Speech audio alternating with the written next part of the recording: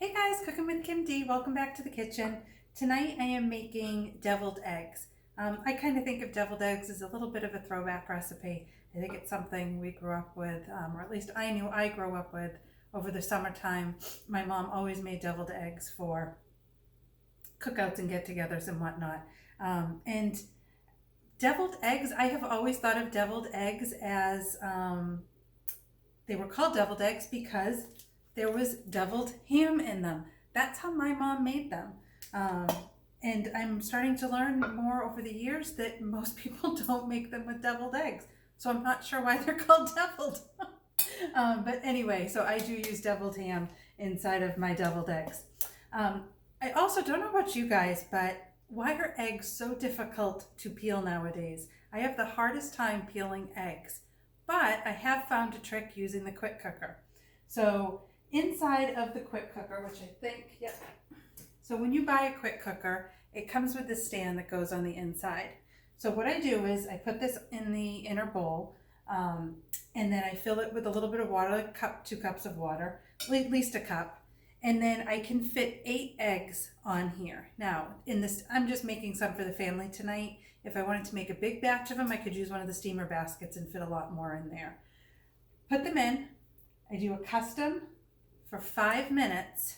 I let it naturally release, so I don't press the steam release button. Let it naturally release for 5 minutes.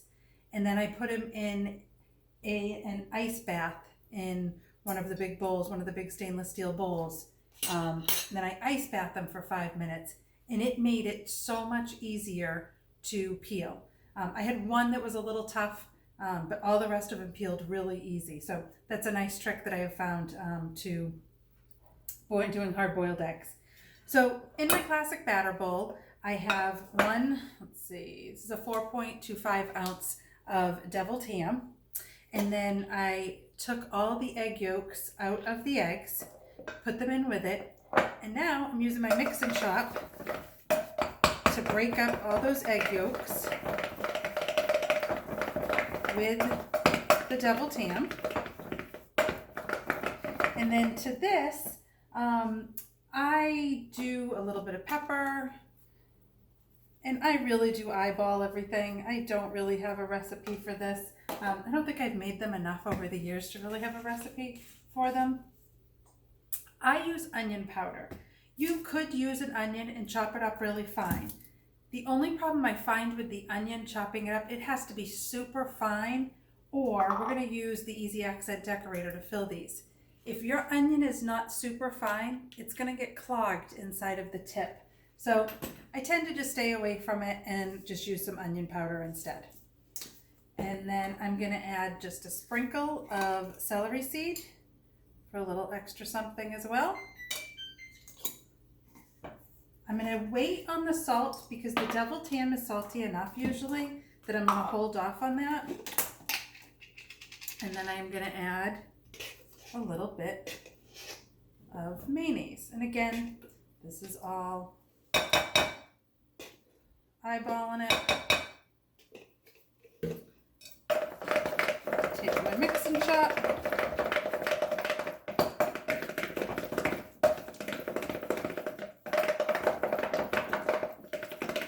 And it probably needs a little bit more mayonnaise. So once I have all this mixed, and I'm going to have to turn around in one moment because I have an angel food cake coming out of the oven in just a moment. All right, so that consistency is definitely better. And I'm going to use my scraper. Hey, babe, can you get that out of the oven for me?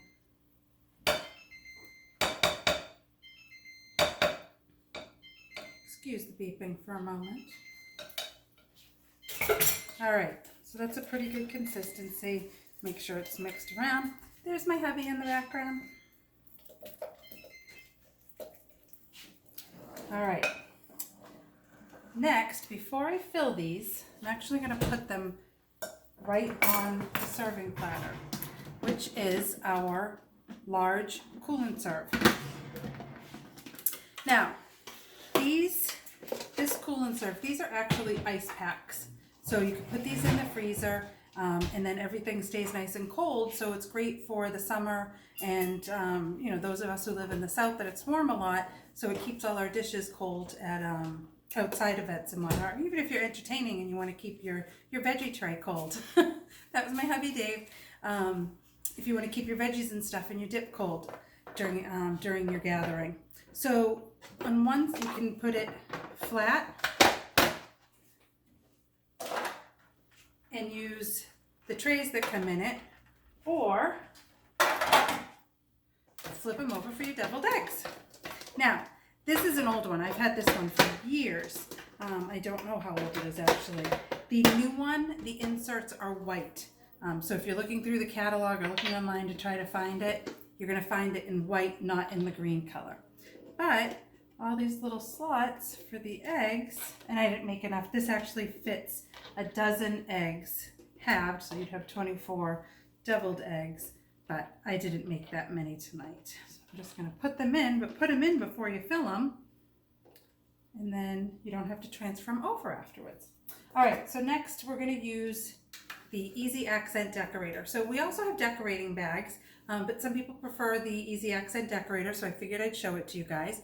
Comes with a whole bunch of different tips that are interchangeable. And all I'm going to do is unscrew this. Got my tip on here. Just going to use one of my scrapers to put it down into the tube. This is great. You can use this for frosting if you're decorating a cake. Cool Whip and whipped cream if you're trying to make, you know, some nice rosettes on top of your trifle or dessert that you've made. Great for this. Let's see what else. Oh, twice baked potatoes. If you're doing twice baked potatoes and you want them to have that pretty design on top rather than just spooning them in, you could use this as well. All right, so you fill this up. Now on this, when you pump, this is going to keep extending forward through the tube to push it all out. Make sure it is pulled all the way out.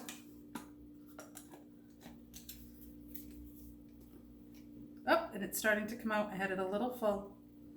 And then all I'm going to do, can you see that? Yep, is push.